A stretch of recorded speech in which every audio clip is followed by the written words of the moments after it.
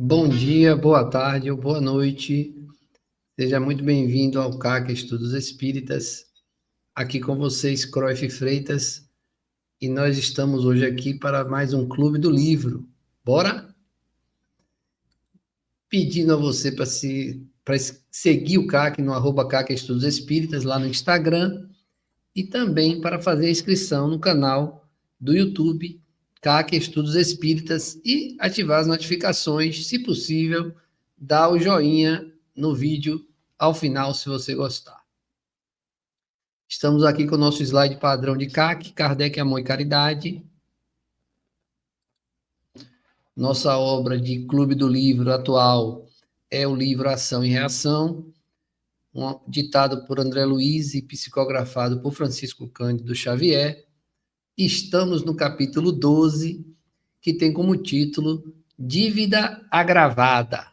O capítulo já dá uma ideia, mais ou menos, do que vem pela frente. Provavelmente, algum irmão nosso aumentou a dívida que já possuía no decorrer da sua encarnação. Mas vamos então descobrir qual é essa história, acompanhada por André Luiz, Hilário, Condruso e Silas, que são os instrutores da Mansão Paz, e eles estão, então, anotando e estudando sobre a ação e reação, que muitos conhecem como a lei de causa e efeito. Vamos de leitura.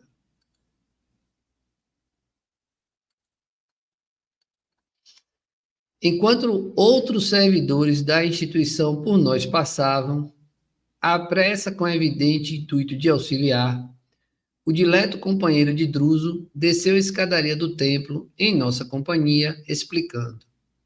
Muitos companheiros de serviço valem-se deste horário para o culto espontâneo do amor fraterno. Ouvem aqui, nesse locutório, os desesperados e os tristes, e, tanto quanto lhes é possível, administram-lhes medicação e consolo, não somente os exortando à compreensão e à serenidade, mas também os acompanhando aos círculos tenebrosos ou à esfera dos encarnados para a obra de assistência aos laços afetivos que lhes perturbam o coração. Então vejam, na Mansão Paz, que estava situada numa zona de umbral, eles não só acolhiam os desencarnados, como também dali se dirigiam à Terra para visitar os encarnados, familiares daqueles desencarnados que estavam em sofrimento, para o devido auxílio. Nesse instante, entramos mais diretamente em contato com os grupos rumorosos. Agora, adaptada a nossa visão à sombra reinante, então veja que o ambiente era escuro, conseguíamos diferenciar as figuras lamentáveis e exóticas que nos cercavam agoniadas. Eram mulheres de duro semblante que a miséria desfigurava e homens de fisionomias torturadas pelo ódio e pela angústia. Dificilmente, de nossa parte, poderíamos avaliar-lhes a idade, segundo o escalão terrestre, segundo o nosso padrão aqui na Terra. O infortúnio deles convertera-os em fantasmas de amargura, quase a emaná-los integralmente no mesmo tipo de configuração exterior. Muitos mostravam mãos semelhantes a ressequidas garras, e em quase todos o olhar enraivecido ou medroso revelava a dolorosa fulguração da mente que desceu ao poço da loucura. Preces comoventes misturavam-se a clamores sinistros de revolta.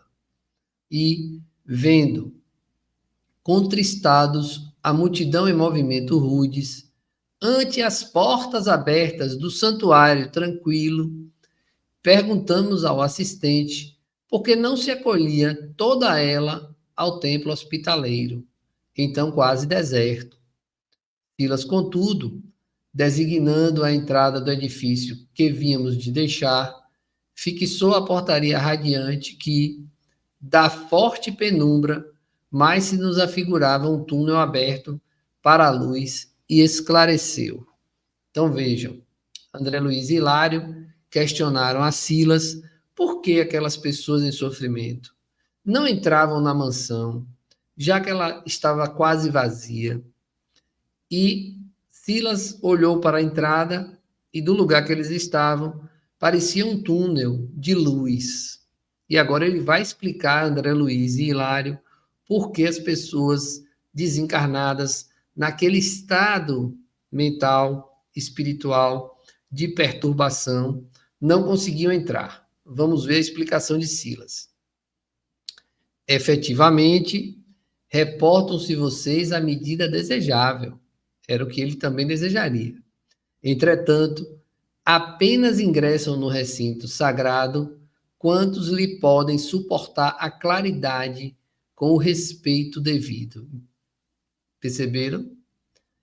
Aqueles irmãos não conseguiam entrar, mesmo as portas estando abertas, porque eles não conseguiam resistir à claridade, à luz que aquele ambiente emanava.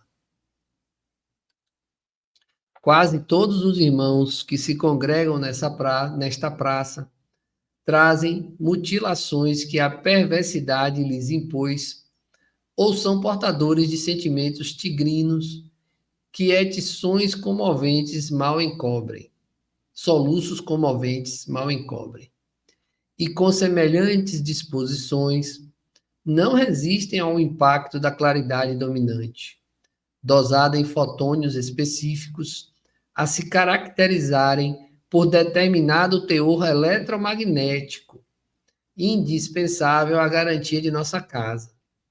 Muitos de nossos irmãos, aqui desarvorados, clamam com a boca que anseiam pelas vantagens da prece, na intimidade do santuário.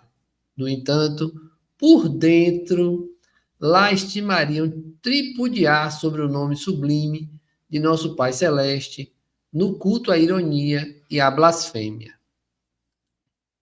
Para que não tumultuem a atmosfera divina, que nos cabe oferecer a oração pura e reconfortante, recomendam nossos orientadores que a luz permaneça graduada contra distúrbios e prejuízos facilmente evitáveis. Hilário, espantado, considerou: significa isso que somente a sincera compunção da alma entrará em sintonia com as forças eletromagnéticas imperantes no recinto. Exatamente. Vejam, tanto a Mansão Paz, quanto os centros espíritas e muitos templos espalhados pelo mundo são protegidos de forma magnética, por fluidos magnéticos. Especialmente esse ambiente, que estava localizado no umbral, cercado de sombras, de multidões de entidades em sofrimento, tinha uma proteção que, mesmo as portas estando abertas, esses espíritos sofredores não conseguiam entrar, porque não conseguiam a sintonia necessária para suportar a luz do ambiente. Seguimos. Exatamente assim é, confirmou Silas, o interlocutor, nossa instituição permanece de braços abertos à provação e ao sofrimento, mas não à rebeldia e ao desespero. De outra sorte, seria condená-la ao aniquilamento e ao descrédito na região atormentada em que se localiza. Nesse ponto da conversação, fomos interrompidos por dezenas de braços ressequidos a implorarem socorro. Silas fitava-os compadecido, mas sem se deter, até que nosso passo foi cortado por apressada mulher, exclamando ansiosa: assistente Silas, assistente Silas. Nosso amigo identificou-a, porque parando de súbito, estendeu-lhe a destra amiga, murmurando: Luísa, a que vens? Defrontavam-se em ambos a curiosidade e a aflição. A senhora desencarnada, com sinais de irreprimível angústia, gritou sem preâmbulos: Socorro! Socorro! Minha filha, minha pobre Marina esmorece. Tenho lutado com todas as minhas forças para furtá-la ao suicídio, mas agora me sinto enfraquecida e incapaz. Os soluços sufocaram-lhe a garganta, inibindo-lhe a voz. Fala, disse o orientador de nossa excursão, em tom imperativo, como se o alarme daquele instante lhe obscurecesse a serenidade mental, imprescindível ao entendimento da nova situação. A infeliz, ajoelhada agora, ergueu os olhos lacrimosos e suplicou: Assistente, perdoe-me a insistência em falar-lhe de meu infortúnio, mas sou mãe. Minha desventurada filha pretende matar-se esta noite, comprometendo-se ainda mais com as trevas da sua consciência. Então estava ela ali desencarnada, pedindo auxílio a Silas para que ajudasse a filha e que ela não viesse então a cometer o suicídio. Silas aconselhou-lhe a volta ao lar terreno como lhe fosse possível e, dando-nos as mãos, promoveu a viagem rápida para o objetivo a que devíamos atender. Em caminho, informou: Perceba que Silas não levou a senhora. Ele deu as mãos a André Luiz e a Hilário e rapidamente estavam a caminho, provavelmente por conta da diferença evolutiva entre eles, a senhora talvez não pudesse ir com o grupo. E ele explica então agora a André Luiz e Hilário. Trata-se de companheira da mansão, reencarnada há quase 30 anos, sob os auspícios de nossa casa.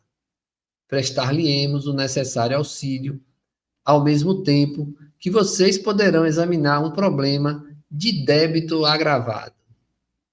Notando que o nosso amigo entrara em silêncio, meu colega externou: É impressionante observar o número de mulheres em trabalho de oração e assistência nessas paragens. Preocupado qual se achava, nosso generoso companheiro tentou ensaiar um sorriso que lhe não chegou aos lábios e juntou: Grande verdade. Raras esposas e raras mães demandam as regiões felizes sem os doces afetos que acalentam no seio. O imenso amor feminino é uma das forças mais respeitáveis na criação divina. Todavia, não houve mais tempo para qualquer outra divagação. Atingíramos, no plano físico, pequena moradia constituída de 3 peças desataviadas e estreitas. O relógio acusava alguns minutos depois de 0 hora. Acompanhando Silas, cuja presença deslocou diversas entidades da sombra que ali se ajuntavam, com a manifesta intenção de perturbar, ingressamos num quarto humilde. Percebemos sem palavras que o problema era efetivamente desolador. Um parêntese apenas para dizer que apenas a entrada de Silas no ambiente já expulsou diversas entidades da sombra. Vejam a importância de atrairmos bons espíritos para o nosso lado, de preferência com a prática do bem, do amor e da caridade. Continuando. Junto de jovem senhora agoniada e exausta, uma menina de 2 a 3 anos choramingava inquieta. Via-se-lhe nos olhos esgazeados e inconscientes o estigma dos que foram marcados por irremediável sofrimento ao nascer. Contudo, através da preocupação indisfaçável de Silas, era fácil reconhecer que a pobre senhora era o caso mais urgente para os nossos cuidados. A infeliz, de joelhos, beijava sofregamente a pequenina, mostrando a indefinível angústia dos que se despedem para sempre. Logo após, em movimento rápido, tomou de um copo em que se encontrava beberagem, cujo teor tóxico não nos deixava qualquer dúvida. Antes, porém, de colocá-lo à boca em febre, eis que o assistente lhe disse em voz segura: Como podes pensar na sombra da morte sem a luz da oração? Então Silas falou com aquela encarnada e olha o que aconteceu. A desventurada não lhe ouviu a pergunta com os tímpanos de carne, mas a frase de Silas invadiu-lhe a cabeça, qual rajada violenta. Lampejaram-lhe os olhos com novo brilho, e o corpo tremeu-lhe nas mãos, e o copo tremeu-lhes nas mãos, agora indecisas. Nosso orientador estendeu-lhe os braços, envolvendo-a em fluidos anestesiantes de carinho e bondade. Ó Silas aplicando mais uma vez passes magnéticos numa pessoa encarnada, necessitada de auxílio. Marina, pois, era ela a irmã para quem aflito coração materno suplicara socorro. Dominada de novos pensamentos, recolocou o perigoso recipiente no lugar primitivo e, sob a vigorosa influência do diretor de nossa excursão, levantou-se automaticamente e estirou-se no leito em prece. Então, Silas inicialmente sugeriu a oração, isso já entrou na mente de Marina, depois aplicou passes calmantes, tranquilizantes nela, e agora ela foi para a cama orar. E aqui vai a oração de Marina. Deus meu, Pai de infinita bondade, implorou em voz alta, compadece-te de mim e perdoa-me o fracasso. Não suporto mais. Sem minha presença, meu marido viverá mais tranquilo no leprosário e minha desventurada filhinha encontrará corações caridosos que lhe dispensem amor. Não tenho mais recursos. Estou doente. Nossas contas esmagam-me. Como vencer a enfermidade que me devora, obrigada a costurar sem repouso, entre o marido e a filhinha que me reclamam assistência e ternura. Silas administrava-lhe passes magnéticos de prostração. Ó, que interessante. De prostração. E induzindo-a a ligeiro movimento do braço, fez que ela mesma, num impulso irrefletido, batesse com força no copo fatídico que rolou no piso do quarto, derramando o líquido letal. Em lágrimas copiosas, a pobre criatura insistiu desolada. Ó Senhor, compadece-te de mim. Vejam, meus irmãos, como a espiritualidade age em nossas vidas. Silas, com os passes magnéticos, ajudou a encarnada a derrubar o copo que estava com veneno. Então, a espiritualidade age incessantemente em nossas vidas, principalmente para o nosso bem. Reconhecendo no próprio gesto impensado a manifestação de uma força estranha a entravar-lhe a possibilidade da morte deliberada, naquele instante, passou a orar em silêncio, com evidentes sinais de temor e remorso.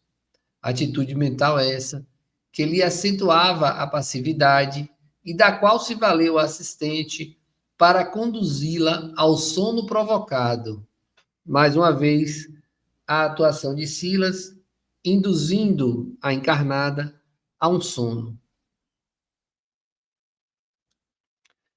Silas emitiu forte jato de energia fluídica sobre o córtex encefálico dela e a moça, sem conseguir explicar a si mesma a razão do torpor que lhe invadia o campo nervoso, deixou-se adormecer pesadamente. qual se houvera sorvido violento narcótico.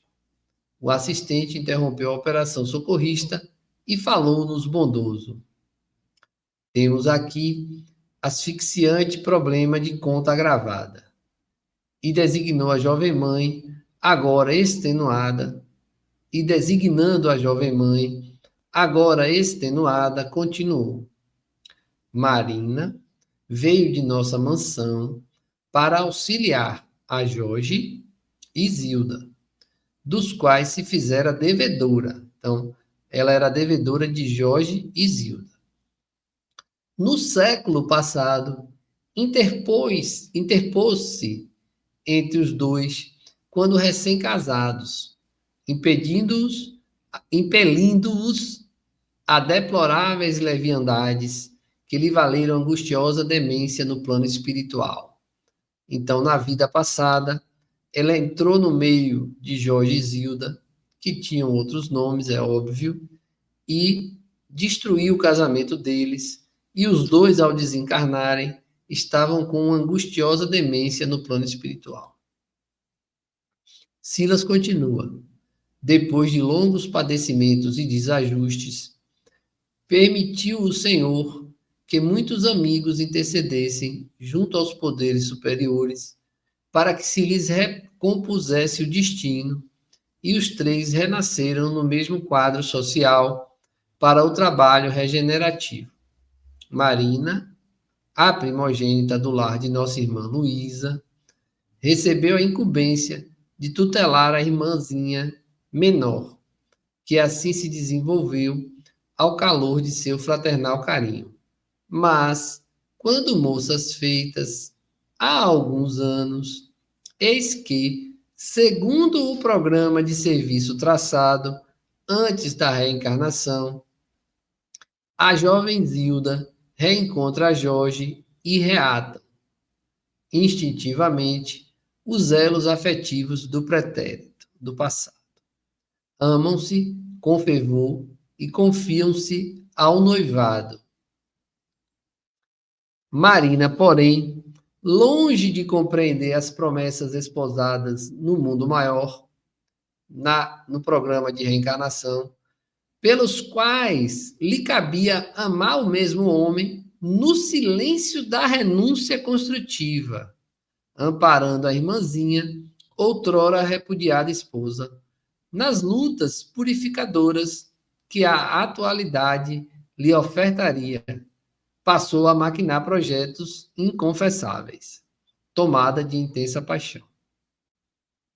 Completamente cega e surda aos avisos da sua consciência, começou a envolver o noivo da irmã em larga teia de seduções e atraindo para o seu escuso objetivo o apoio de entidades caprichosas e enfermiças, por intermédio de doentios desejos, passou a hipnotizar o moço espontaneamente, com o auxílio dos vampiros desencarnados, cuja companhia aliciara sem perceber.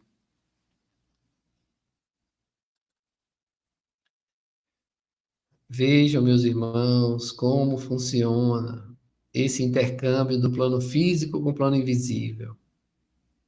Ela, com os desejos que tinha pelo cunhado, atraiu para perto de si espíritos inferiores que começaram a vampirizar o rapaz e a irmã dela para permitir que ela se aproximasse e alcançasse o desejo de ter o noivo da irmã. Então, os planos dela eram inconfessáveis. E Jorge, inconscientemente dominado, transferiu-se do amor por Zilda à simpatia por Marina, observando que a nova afetividade lhe crescia assustadoramente no íntimo, sem que ele mesmo pudesse controlar-lhe a expansão. Estava hipnotizado. Decorridos breves meses, dedicavam-se ambos a encontros ocultos, nos quais se comprometeram um com o outro na maior intimidade. Zilda, a irmã traída, notou a modificação do rapaz, mas procurava desculpar-lhe a indiferença à conta de cansaço no trabalho e dificuldades na vida familiar.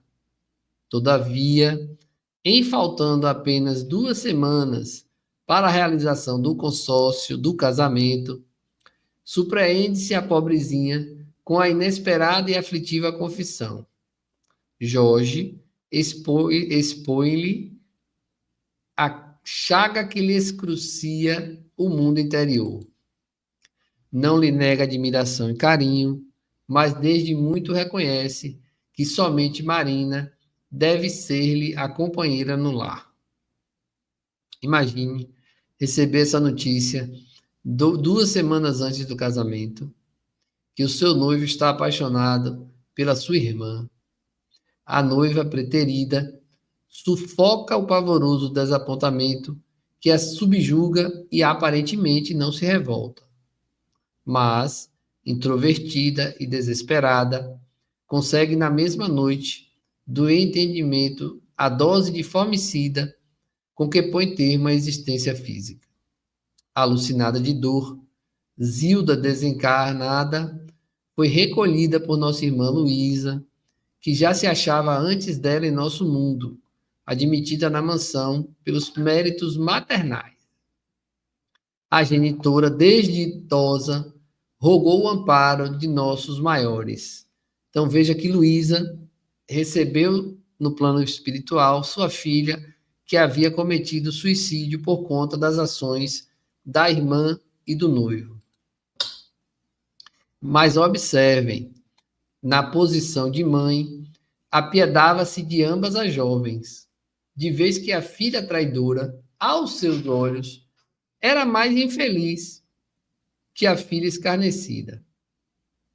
Embora esta última houvesse adquirido grave débito dos suicidas, em seu caso atenuado pela alienação mental em que a moça se vira, sentenciada sem razão a inqualificável abandono.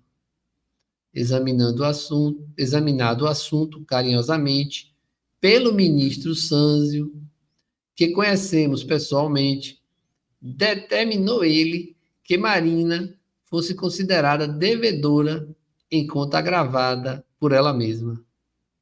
Então ela aumentou a dívida. E logo após a decisão, providenciou a fim de que Zilda fosse recambiada ao lar para receber aí os cuidados merecidos.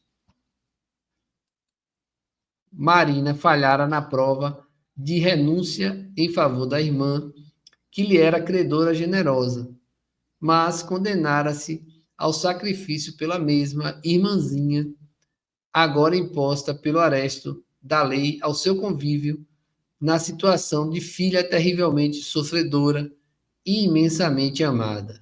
Então, Zilda voltou como filha de Marina, só que voltou doente.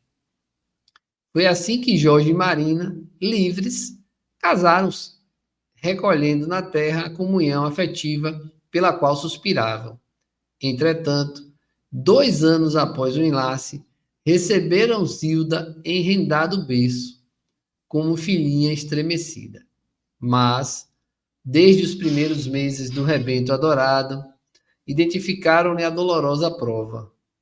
Zilda, hoje chamada Nilda, nasceu surda-muda e mentalmente retardada, em consequência do trauma perispilítico experimentado na morte por envenenamento voluntário.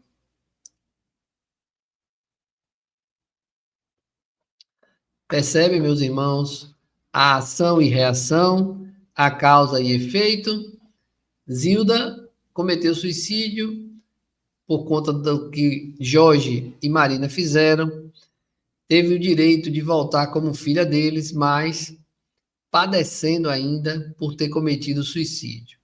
Marina, por sua vez, teve sua dívida agravada por não ter se contido e ter tomado mais uma vez o marido da irmã, que não deveria pelo planejamento reencarnatório, e por isso recebeu a irmã como doente para prestar todos os cuidados. Silas continua, inconsciente e atormentada, nos refolhos do ser pelas recordações asfixiantes do passado recente, chora quase que dia e noite. Quanto mais sofre, porém, mais ampla ternura recolhe dos pais que a amam com extremados desvelos de compaixão e carinho. A vida corria-lhes regularmente, não obstante atribulada pelas provas naturais do roteiro, quando há meses Jorge foi apartado para o leprosário, onde se encontra em tratamento. Desde então, entre o esposo doente e a filhinha infeliz, Marina, em seu débito agravado, padece o abatimento em que a encontramos, martelada igualmente pela tentação do suicídio. Meus irmãos, quanto sofrimento desse grupo familiar está envolvido no processo. Vejam que a reencarnação traz exatamente aquilo que nós precisamos reparar de nossas vidas passadas. Silenciou o assistente. Achávamos-nos, eu e Hilário, assombrados e comovidos.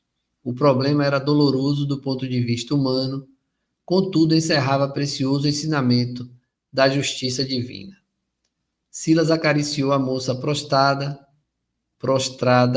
e acentuou: auxiliar-nos-á o Senhor para que se recupere e reanime.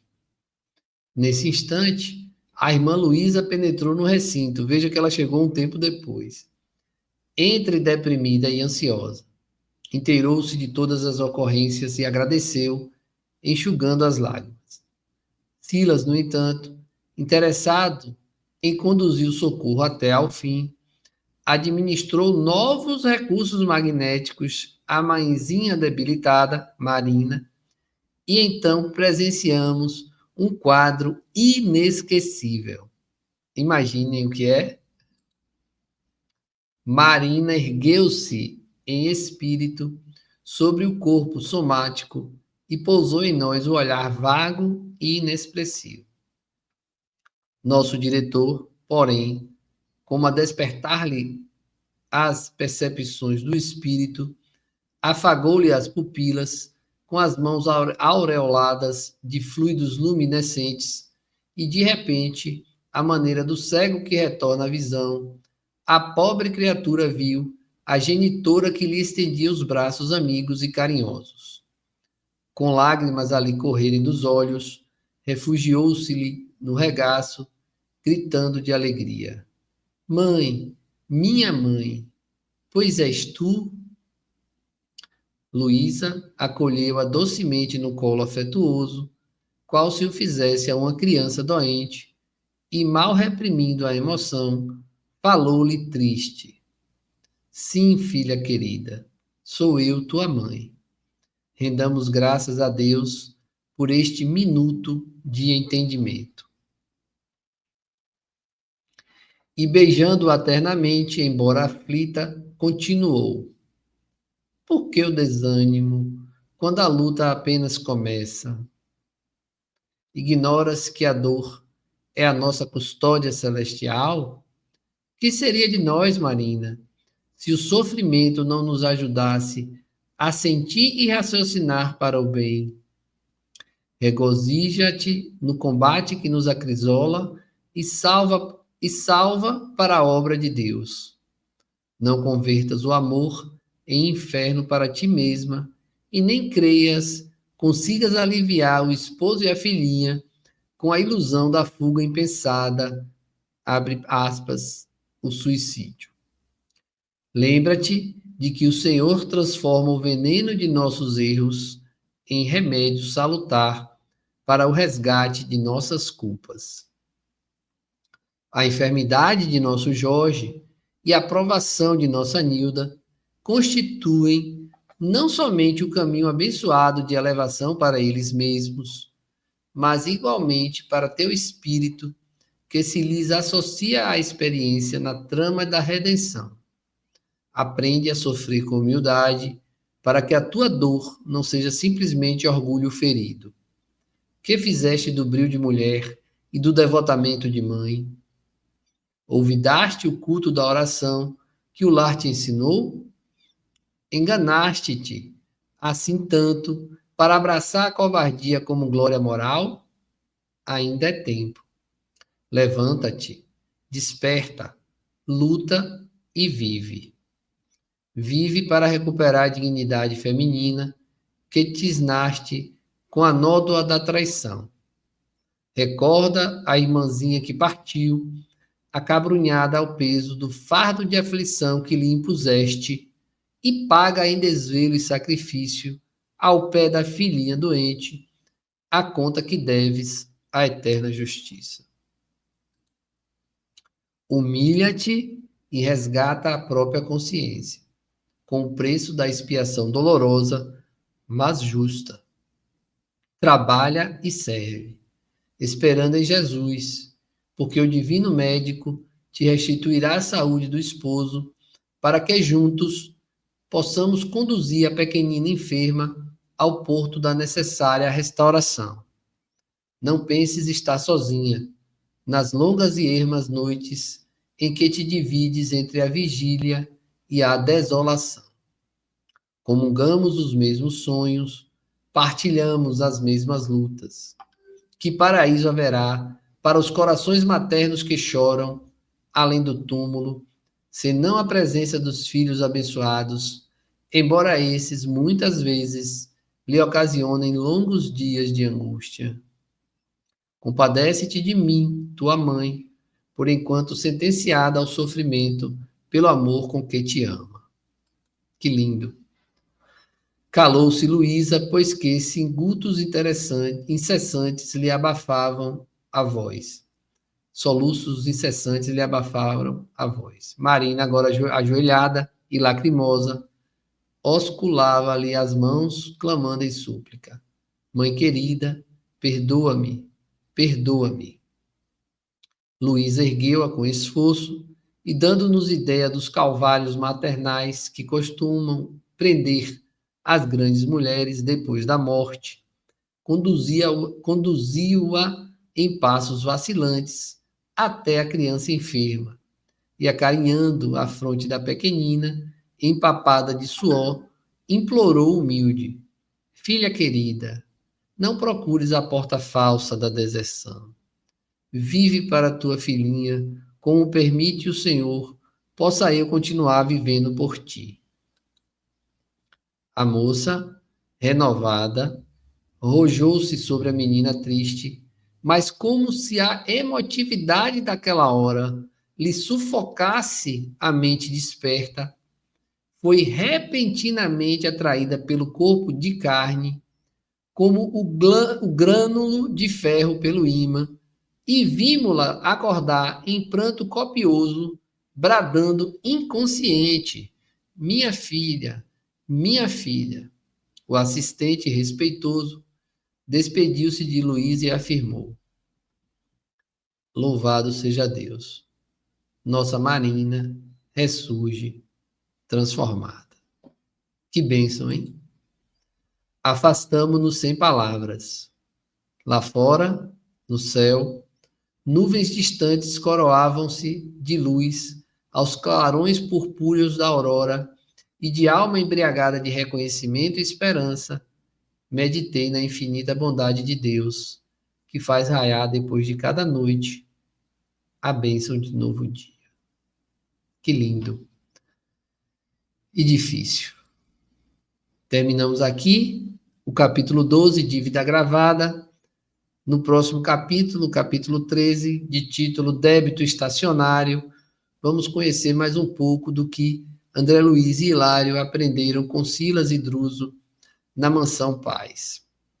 Fiquem com Deus. Uma semana de muita paz a todos vocês. Por favor, se possível, lembrem de dar o like no vídeo. Com isso, você ajuda a divulgação da doutrina espírita. Beijos magnéticos a todos e até a próxima.